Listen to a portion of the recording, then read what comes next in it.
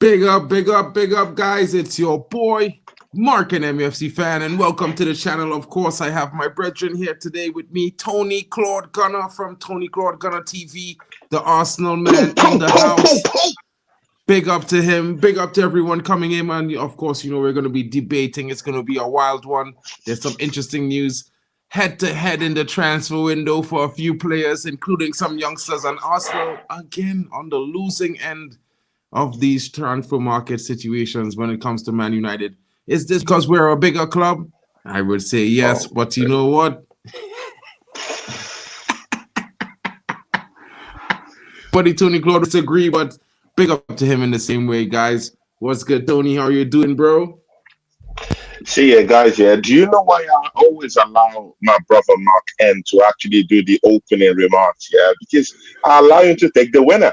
Like that is the only way Manchester United fans, yeah, like to feel good, yeah, because they know that they're a club on the decline. I mean, the roofs are leaking.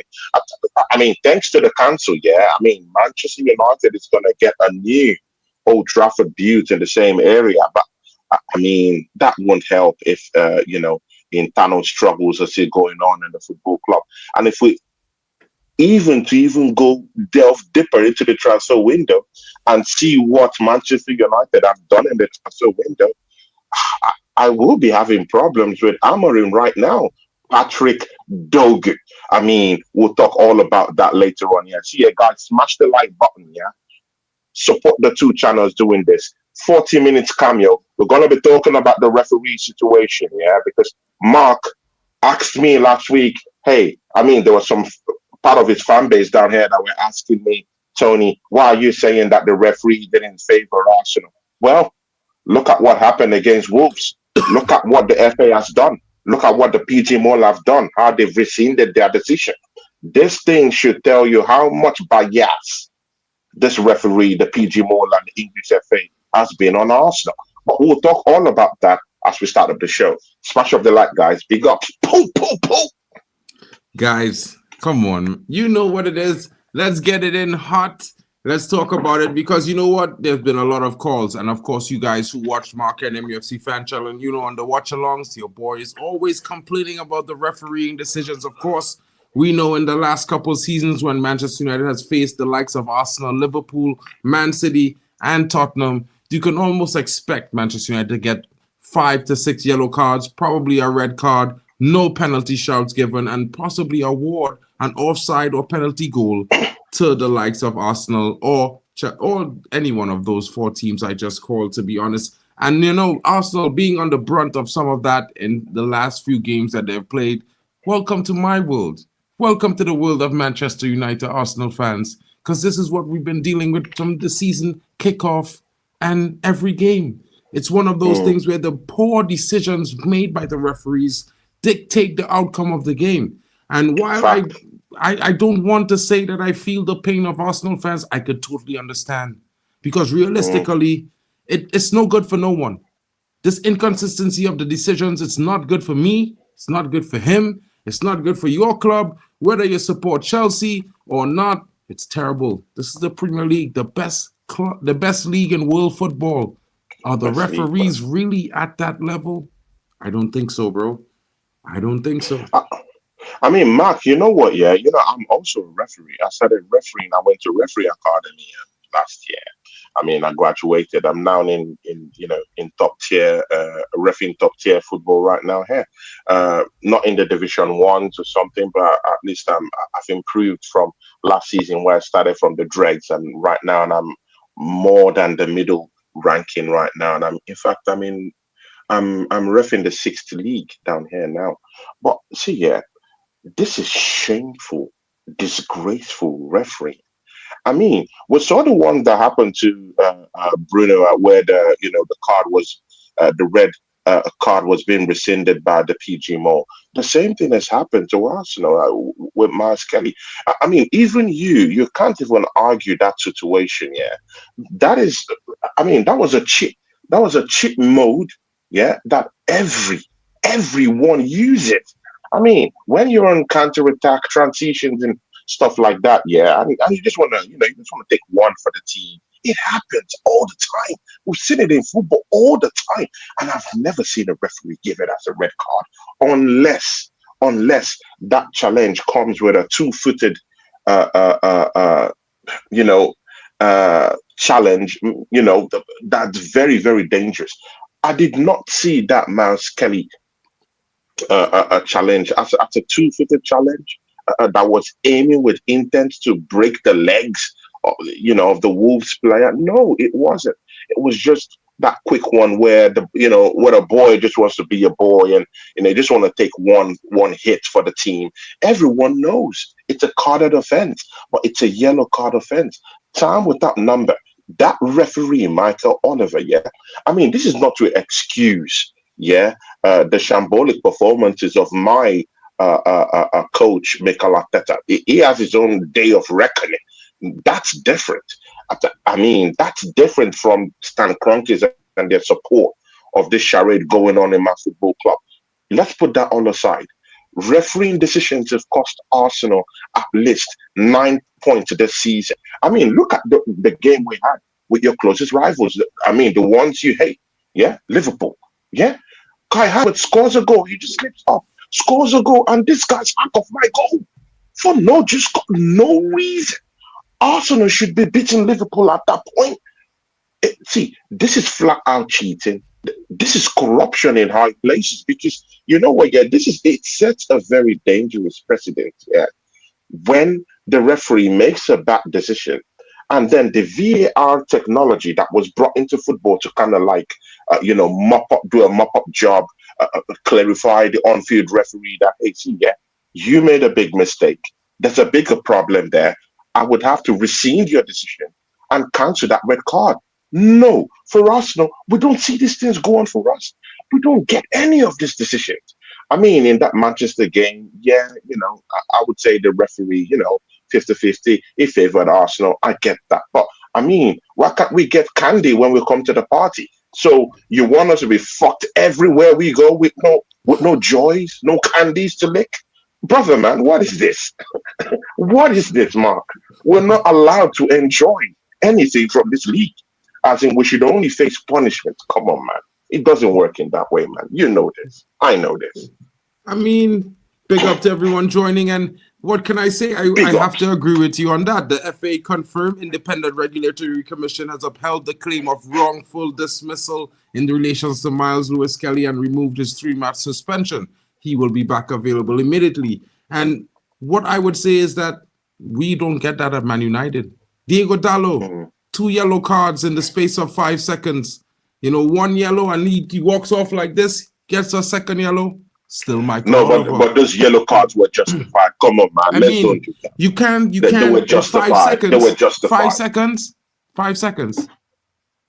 So the player reacts and gets a second yellow for this reaction after receiving one. Okay, that's justified. Thank you. I'm glad you highlighted it there because we played a game. We played many games against teams like yours, and while you're complaining, I've seen my player get sent off for less, and we've never had any, upheld decisions. No apologies from the PGMOL. We don't get that. We don't get that, bro. You know what? We get extra fines, extra extensions on the appeals, on the dismissals. So we just accept it, bro. So, while I understand your plea, this is one of the times as a Man United fan, I'm going to try to tell you, suck it up, broski. You know what I mean? It's one of those things you got to keep it moving. I think your manager trying to collapse Arsenal even before we collapse in the league. I mean, let's totally collapse in the league and know that we're dying on our shield than for the referees, to just be all up on our case. At least let's die on our shield. Let's totally collapse and know that it's Mikel Arteta and his cohorts that's causing the problem. I don't want to give my manager any excuse because that manager has been given lots of funds to buy players within the 5 seasons. This is his 5th season anyway that he has been at Arsenal, and he's wasted those funds.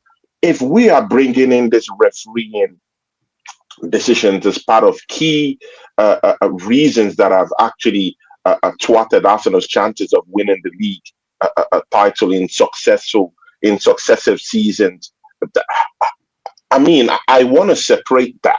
Yeah, I don't want to give this manager that luxury of saying, oh, it's because of the refereeing decisions. Oh, I'm sorry, we have a case with refereeing decisions. We can't extricate those facts that Arsenal have been had done by the referees in this league. It's shocking the way, bro. It's shocking the way Michael Oliver is giving Arsenal a total of eight red cards. Eight guys. I mean, if it's two, I'll take it. I'll say, oh, it's a coincidence. But brother, man, eight. Man City zero within those periods. Bro, where are we in? Are we in Iraq or are we? Where are we in? Yeah, we have laws. We have laws in football. Follow that. Why is Michael Oliver getting some certain kind of incentives from from the Emirates in any way? He's going down there. He's reffing. He's made a total of about 20, maybe 25 to 27,000 pounds reffing games down there, maybe off-season games, no problem. But he's a beneficiary from from the Emirates. I don't care where those funds are coming from, but again, those funds are clearly being put in his pocket.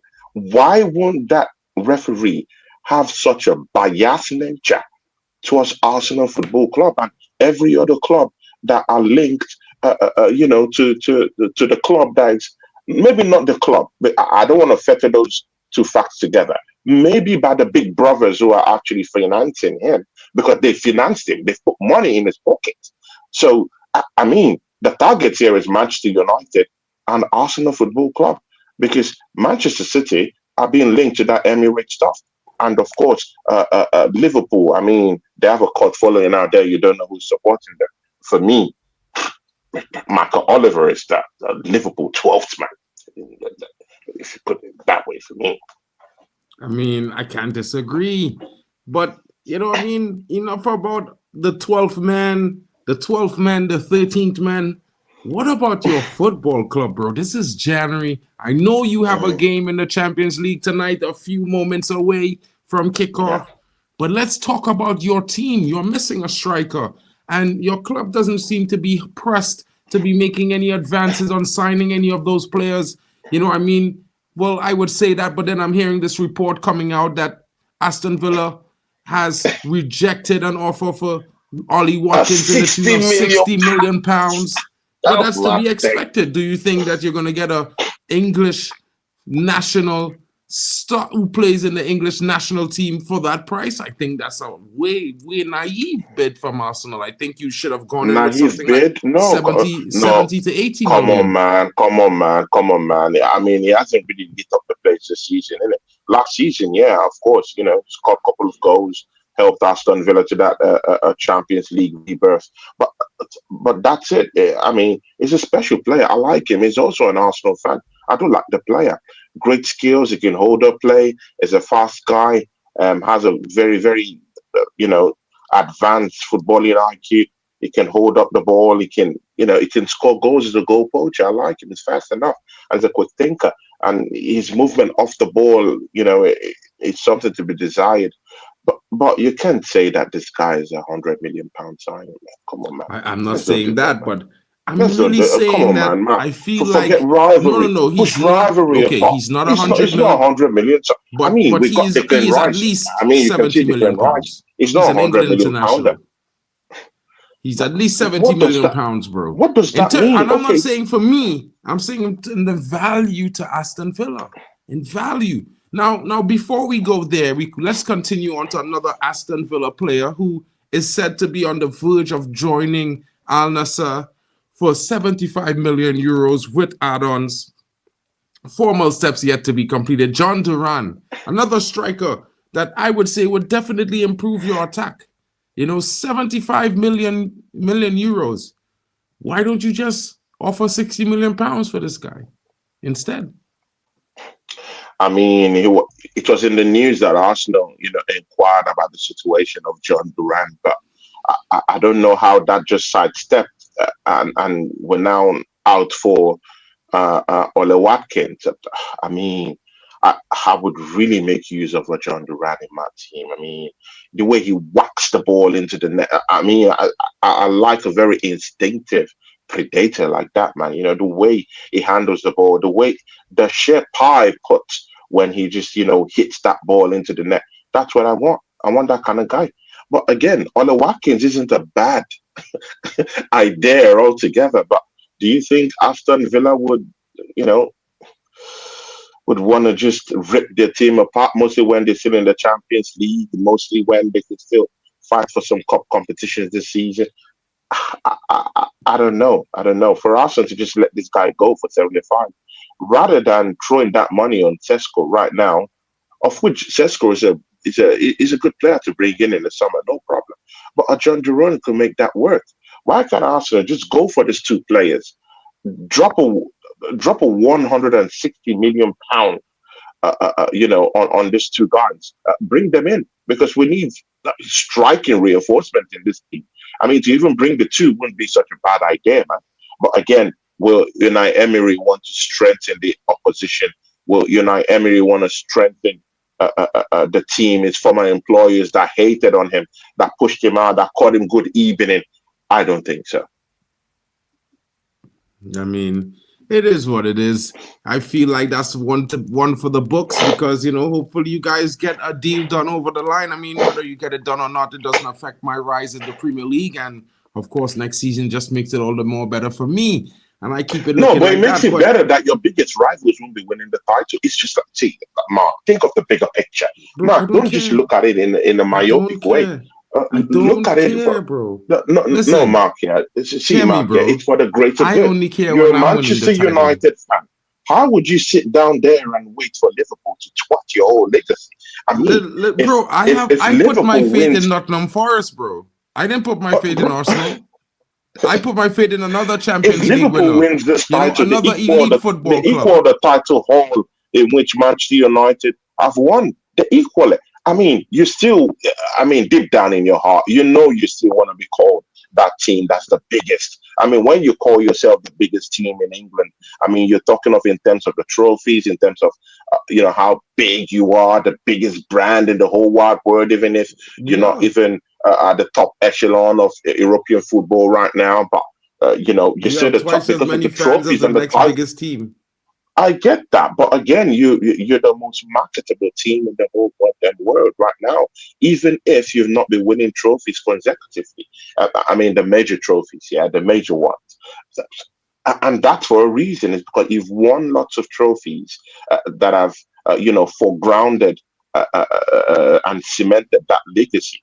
And you're telling me right now that you don't want Arsenal to bring this striking reinforcements in to be able to wrestle the title away it's not from Liverpool, who the referee seems to be supporting, who the referees are supporting, who the PG Mall are supporting, who the English FA are supporting corruptly. Bro, Mark, come on, man. Bro, I mean, I think you got me wrong there, bro. I'll say this, bro. I'm not supporting Liverpool. Of course, I don't want them to win the league, but I'm not going to put my fate into bottlers, bro. I'm tired with cannings and Coca-Cola. I don't drink that stuff anymore. You know what I mean?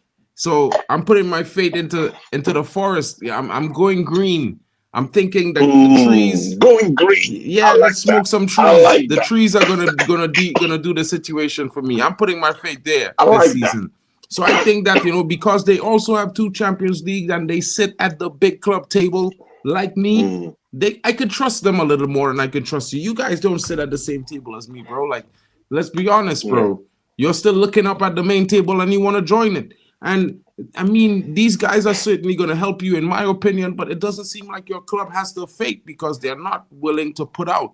Moving on from that, I've been hearing some news about you guys interested in Matthias Tell. It's understood that Matthias Tell is a possible. He's open to leaving Bayern Munich. Of course, there are a host of clubs interested. We know of the talent. He's quite unlike that English talent, Jamie Bino-Gittens at Borussia Dortmund. That Marcus Rashford type of left-sided attacker. He can play on the wing, play in the left forward role. He can play from a left 10. He's versatile. He can play across the front line as well, but he's definitely adept in the tight spaces. Will he suit your system? I think he would. Would he suit my system? Of course he would. But it's to be understood that, the likes of Tottenham are interested, Arsenal interested, Chelsea are interested, of course, but it looks like he has interest in Manchester United because with all the reports, Manchester United is starting to become ahead of the game. Hold on. Mark, Before don't you be jump petty, in, man. hold on one Don't be second. petty, Just man. now, you see? Who told you that he wants to come to Man United? Come on, man. Don't do this, man. Don't be petty, man. I know it's all good. Yeah, it sounds good. But who told you he wants to play in a club that is not in the Well, Champions League? Come on, man. Let's do this with respect, man. Don't it's do not about this, it. man. You see, You this can is your continue. problem. This is your problem. You think Man United is not going to have Champions League next season? We're one of 3 undefeated clubs in the Europa League this season. Undefeated. We sit in 4th in the Europa League on the table, and after tomorrow, we're probably going to be sitting in 2nd place, my brother, just for you to know the information. And we're going to have that smooth sailing into the next round. And if we win, when we win the cup, we'll be in the UCL next season, broski. I don't know what you're saying, but listen, it's not about UCL. It's about the relationship Man United has with Bayern Munich. And Matthias Tell looks at Man United as the next big club I can go to. They also wear red, predominantly red, not the red and white, not that imitation Real Madrid kit that all white wannabe. You know what I'm saying? It's called big club energy, bro. Man United has pull. And just to show you the type of pull, I don't know if you forgot, but this is what happened to your player. Your next starling defender, your amazing talent, Eden Haven. You tried, you cried, you begged, and he said, you know what? I'm going to Manchester United because guess what? Cheeto's there. All the big boys want to go there. Why leave me out of the move? Look how happy the kid is. His medical was done today. He's already given assurances that he will have a route to the first team. A young talent like this walking out of the door of a club that is in the UCL for a club that's not even in the UCL this season, and you wonder why. I'm telling you, you should forget Matthias Tell. I'm just trying to help you, bro. I'm just trying to help you. Don't get your hopes up. No, I get it. No, that was a lovely speech by Mark. No problems. You take the win, no problem. But for some reason, I don't know. I don't see the reason why Manchester United are just coming into Arsenal and poaching all our academy graduates. And I mean, what happened to yours? I mean, that shows that one person is doing a good job in nurturing this youth. I mean, you can have them. I mean, they're the throw ups, they're the throwaways. We don't need them. There are cast offs. You can have them. No problem. You can have those cast offs. But again, don't throw away the fact that Arsenal have already had the luxury of having Ethan Waneri, who we do trust, who have actually fast tracked into the first team, is down there, is playing with us. But also, mind you, we also have an English international, whom one of the most corrupt, allegedly, referees in the whole goddamn world. I'm talking of Michael Oliver, sent off acrimoniously in that matchup against Wolves. I mean, we fast tracked him from the academy. I mean, it's red, true and true. He's red, true and Did you true. forget that you Miles fast-tracked Eden Lewis Heaven this Skelly. season? So now Did you we have forget up that to you about fast-tracked Eden Haven in the Carabao Cup? He played 4 games for you, including in 2 of your wins. Did you forget that he was the next to be fast-tracked in defense for you this season? Oh, I think you're forgetting, my bro. No. See, again, for Hayden Heaven, I do understand that. I've watched the kid play Castaway. as an Arsenal player, but the problem there is that if you watch that Arsenal defense, there is no way we will be deceiving ourselves if we're saying Hayden is gonna come in for Saliba or Heaven is gonna come in for Gabriel Magalhaes anytime soon. We'll be lying. We'll be lying through our teeth. It's not possible. It's a lie.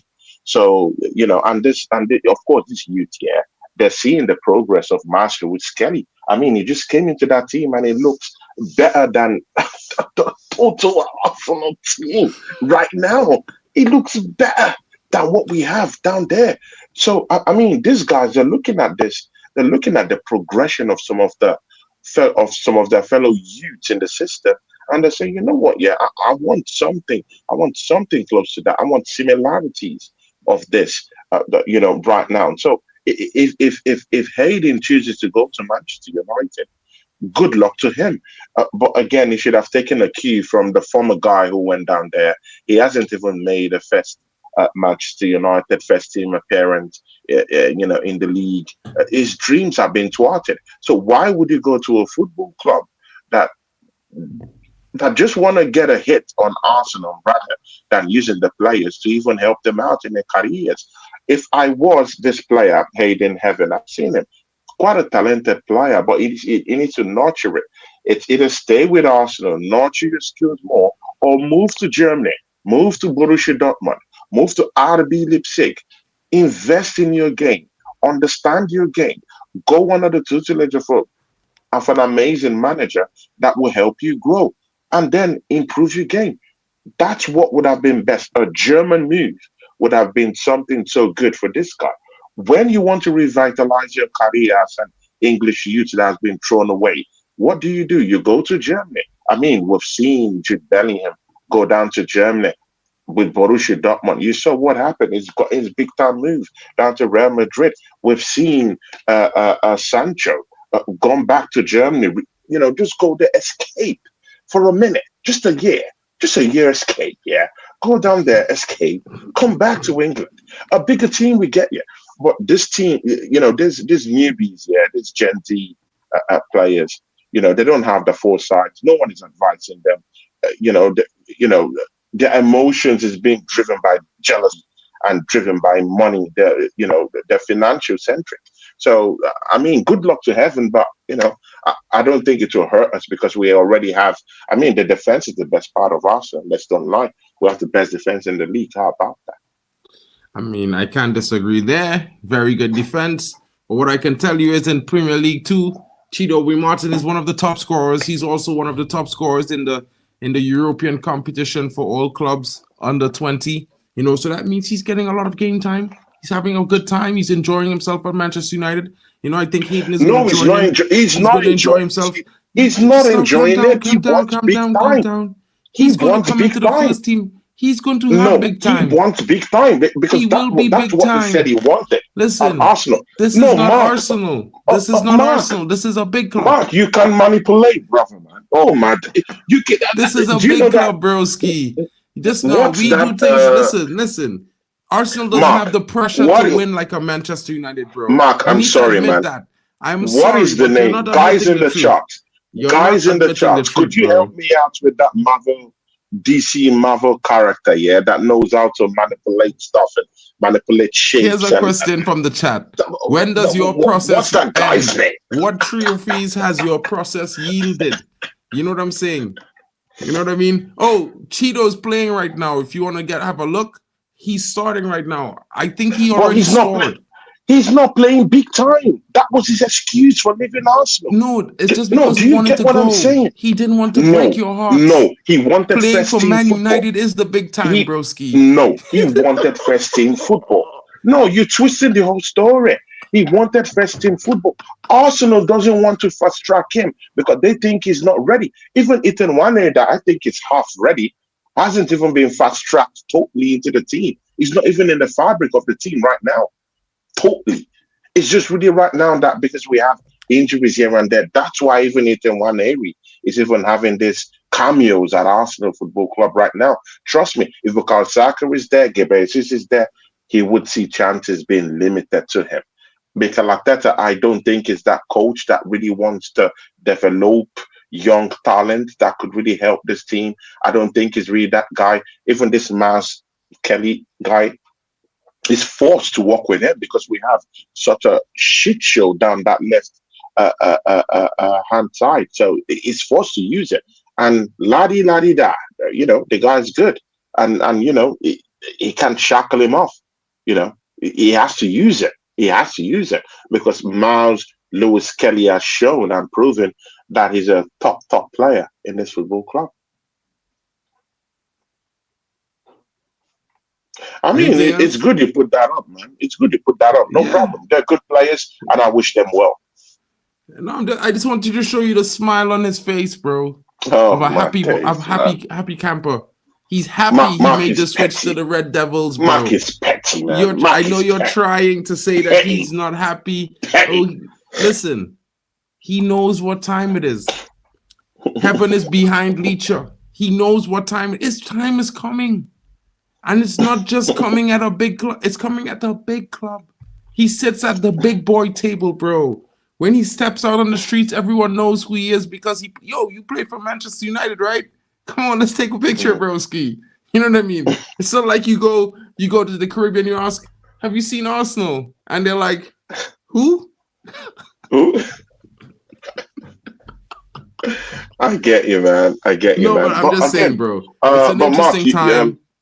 It's going to be Mark, interesting for the players, the development. I think that, Cheeto, he's not ready yet for that actual step up from what I've seen. I watch the academy every single week. I watch their games in the under 18s. I watch their games when they play the internationals because they have the mm, international league now that they play all the different teams from in Europe. And he played over the weekend against Europe. He had a decent performance. I think he needs some time. I think you would see the likes of Cheeto coming into his prime, into this team. He would definitely be starting in the Carabao Cup next season. He might even get a few games coming down to the end of this season. As United goes definitely. further into the Europa League and the FA Cup, he definitely will get some time. He's been training with the first team since the start of the summer. Eden Heron Mm, has also joined training with the first team. They are going to be playing tonight. And if they mm, weren't playing tonight, they would have been traveling with the first team to get the experience in Europe. And this is the difference. You know what I mm. mean? No offense, I hear bro, but you. I just think they do it Ma- differently now. Definitely, Mark. Of course, that was a good statement by you. But again, I just want you to touch into the signing that just came into Manchester United because I mean, we have limited time, but I really want to hear what you think about this player, Patrick Dorgu. He comes in from this. He's a 20-year-old. I mean, he's playing in Serie A, defensive player. I mean, I see him as a decent player, but nothing wow about him. He doesn't have the wow factor in it. I mean, I get He's a what you decent mean. player. Don't get that He is a wrong. decent player, He's a bro. decent Like player, you but I ask, mean, I don't really. I'm not too excited about the signing. mm, I'm one of those Man United fans that I look at this signing and I'm like, I can see the positives, but for yeah, me, he's not the first choice that I would have made because I feel like while he has an engine, he has great pace. He does get he's an attacking player. He's attacking fullback minded. You know what I mean? He yeah. can play the left wing, the left midfield, the left back, right midfield, right wing. He's a versatile player. So I can see why we get him. He's a player you can, And put he's in not different injury positions prone. on the team. He's He's not not injury injury prone. prone. He's That's the very only fit, thing. His very his fit. last injury came in December 2023. So he's a decent player in terms of his injury record. But I mean, it depends on you. I just really wanted to know what you thought about the player because I thought I that Manchester mean, United will go into the market to just really go for broke and go bring in that defensive stalwart, 6 foot plus. He's not 6'5". He's shorter than that. And again, I mean, you should be learning your lessons when it comes to defensive reinforcement. You have one guy called Martinez. I mean, he's bailed you out in a couple of games. Yeah, he's giving you at least 6 points this season. He's bailed you out a couple of times, scored a couple of goals, helped you out in the FA Cup. I hear that, but again, his height, this position actually keeps him, in a very, very, it keeps him in a watch list. Yeah, I mean, Manchester United have conceded lots of goals from set pieces this season, and again, you need 6 foot plus defenders to help you out. I mean, the Lich is coming there and helped out, but I mean, when you're playing with someone whose game is more of being aggressive, in that 18-yard box rather than being an advantage aerially, it becomes a bigger problem. But I mean, I thought you guys were taking a book from that, like, okay, we don't need shot defenders. We need maybe someone who is more taller. I mean, You can look at Saliba. He's not the tallest in the park, but I mean, he's not the shortest in the park, innit? You can see Gabriel Magalhaes, he's 6 foot plus. It balances itself up in the heart of the Arsenal defense. And if you see Calafiori, is 6 foot plus. So I mean, when you check these things, yeah, when you bring in defensive reinforcements, you also have to check about the size and the height and how they can apply to that game. Mostly since Manchester United have been conceding shitty goals from set pieces, you need 6 foot plus players to be down there to actually defend you guys. So I don't know how much Manchester United fans will actually defend the signing of Patrick Dorgu. I think he's a decent player, but that height disadvantage, something to be desired. Well, I think he's 6'1", I mean, or 6'2" or something like that. He's not that 5'9", short. You know what I mean? He's not. He's taller than Højlund. Højlund is 6'1". He's taller than Højlund. Is he taller? Is he taller than Højlund? He is taller than Højlund, bro. He stands around the same height, if not just a bit taller. He plays for Denmark with him. And I mean, of course, like I'm telling you, I mean, I'm not too fancy on the signing. I would say, to be honest, this is how I felt. This was the guy that I wanted. I wanted to bring back Alvaro. He's 6'3", quick, very versatile, very good on the ball. And for me, he suits us. He knows what it is to be a Manchester United player. I think, that I would have rathered him. But I trust that if the manager said, I want this guy, I'm going to back it. You know what I mean? Yeah, Rich, I had to defend that. The guy is I told you, he's about 6'1", 6'2". You know what I mean? He is a big guy. I've seen him in a picture with Rasmus Højlund and Christian Eriksen. That's why I could tell you he's not the short. He's a big guy. You know what I mean? And for me, yeah, I mean, Alvaro mightn't be as quick as this guy, but what I can tell you is that in terms of contribution going forward, Alvaro has twice as many contributions going forward than this guy. Alvaro Fernandez, he has twice as many goals and assists than this guy in the same amount of games. Roughly 100 minutes more. You know what I mean? But it is what it is. This guy's who the manager chose, and I'm here for it. I'm not gonna be like, oh, bro, I'm supporting the thing. And I'm always one of those that prefers a manager gets the players that he wants, because he's the one responsible for wins, losses, and performances. So he must have the tools that he thinks is best for his system. Yeah. So, I'm here for it.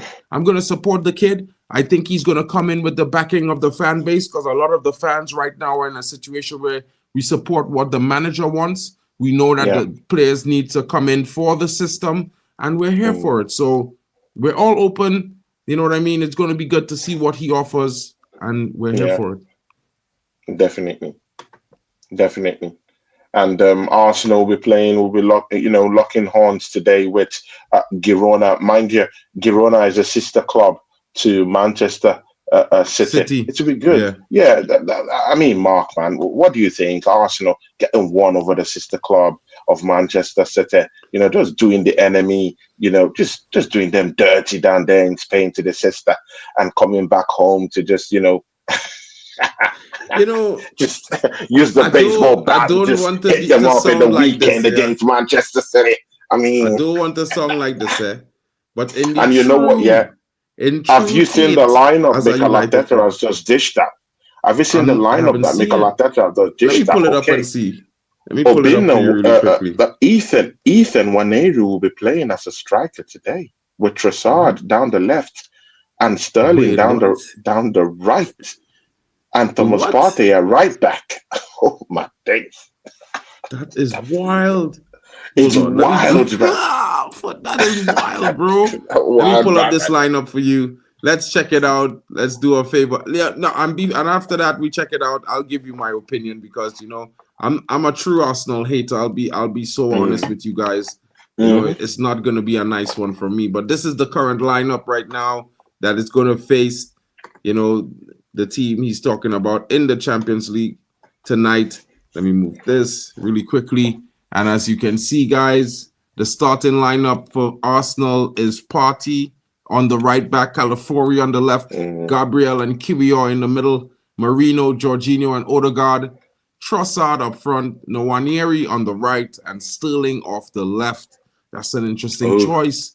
You know what I mean? I do think Raheem Sterling should be starting games for you. I think he's better than what you have starting right now with Bukayo Saka out injured. So I think it's a smart move by your club. I think Jorginho and Marino might struggle for pace against Girona. Girona is a very quick team. They don't really, the ball moves very quickly across the park. They are very adept in their movements, and you're going to have to pay very close attention to this guy, Sigankov. He is an interesting ringer. He cuts in, he goes to the line. He's very dangerous. He picks up a lot of his chances from outside the box. But please don't get him inside the box, because that's where he hurts you the most. Now, Danjuma has recently joined them. We know about Danjuma. He hasn't really had the best opportunity at Everton. He's a top player. Yeah. He will certainly be a threat. What is lucky for you guys is that Miguel Gutierrez seems to be on the bench. He is not starting today. He is my favorite left back at the club. It's a player that I've been looking at really closely. He's very, very good going forward, very good defensively, very good on the ball. He has like 6 assists this season, and I think he has about 2 or 3 goal contributions. Other than that, he's a dangerous player, and it's going to be interesting. I think it's a tough game for you guys. You have to be careful. I mean, I'm not going to say I hope you win, but if you don't perform better than you had in your last game, I can see Girona walking away with 3 points tonight. That's just my honest opinion, bro. Yeah, of course, you're an Arsenal hater, and I respect that fact, and I respect you for saying that, man. I mean, that's hatred 101. I get that, but Mark, see, Arsenal too wants to win this game. This is the truth. We want to win this game. We really want to win this game because we want to be such a comfortable situation, in the draws when we play our next team. I want to really run away from this Italian team because those are the teams that scare me in this competition right now. I want to play them later on. I want to run away from the Inter Milans, from the Juventus, because this kind of teams, they have a way of coming to smack you up, later on. So I just want to hide from those teams. So it's very necessary Arsenal gets this win today. Run away from those teams, get maybe a Spanish team or, a German team. I would rather take my chances against German teams and Spanish teams, knowing that they are not too strong. Bayern Munich was beaten by Aston Villa in the same competition. I mean, even Barcelona, I know it's a difficult shout, but I don't want to face those top teams right now. But that Barcelona and Real Madrid are not invincible. Teams could still beat them. But again, let's see what happens. I just want to clearly avoid Italian teams.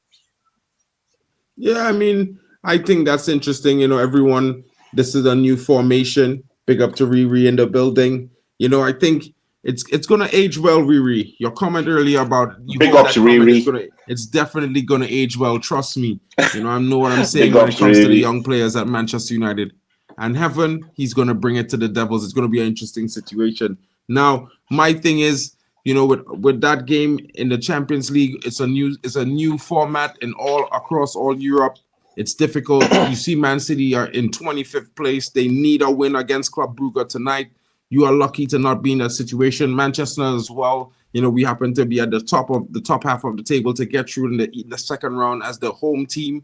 We're going to play our first games away if we secure this position. And then play the second game at home, which gives you a stronger position to getting 3 points and moving on into the quarterfinals. Now, it's going to be interesting to see what happens. I think with the fact that Man City ends up in that round, you have to be worried, bro, because you might get Man City. Man, let's see. But again, I don't still think that Man City team, I don't really think that they've really connected together, even with the new signings that they've had. I mean, I'll take solace from the fact that they played against Chelsea and they still found themselves a very slow in transition. They still found themselves at the back end of Chelsea having chances to close up that game. They still had Nicholas Jackson, frolicking with the ball in the 18-yard box multiple times. So come on, man, that's not the Man City we know. We still do know that they have defensive frailties in that team. The Uzbekistan guy that came down there, come on, man. I keep telling people the Premiership is a humbler. This league, you have to come down here and prepare yourself. And the guy came down there and had a stinker in his first game. So this is what I'm talking about. Man City still have defensive frailties in that team. And again, you can say everything you want to say about their attack, yeah, but they're slower in transitions. The conversion rate is quite slow. The counter-attacking football isn't as lethal as it once was. So these are the things I'll take solace in and go into that game in the weekend, hoping that Arsenal go for a win. Mark, I'd like to go for Yeah. that Champions League Big up, game now, man. guys. Big up to everyone joining us tonight. Thank you so much to Tony for his time. Big up to you, my brother. It will be a pleasure. We will see you again next week. Of course, we will be back again. Thank you, everyone who's come down here to watch this show today. I know there's a Champions League match, about to come up. Thank you guys for supporting me and Mark. Me and Mark will be coming in heavy this season. It's just that, we just need to straighten up our priorities, but either way, we're giving you guys these things weekly. So don't worry, me and Mark will be coming in really, really hot this season. There's more to come, more analysis. That you will be bringing, everything will be on the table with me and Mark as we do this for our channels. Shout out to every one of you down there. Please subscribe to Tony Claude Gunner TV. That's my channel. Please, guys, you guys have to subscribe and help me out. Those of you who are from my channel, please help out my brother Mark with some Arsenal. I mean, he needs some London in his life. How about that? He needs some London in his life. I mean, he's hating Arsenal so much. He just needs some, just a little Arsenal fans to just help him out down here. So, the Arsenal fans, please show Mark, my brother, my Caribbean brother, show him some love down there. From me and Mark, we're out. Big up, guys. I have London in my life. There's always going to be Greenwich. Big up to you.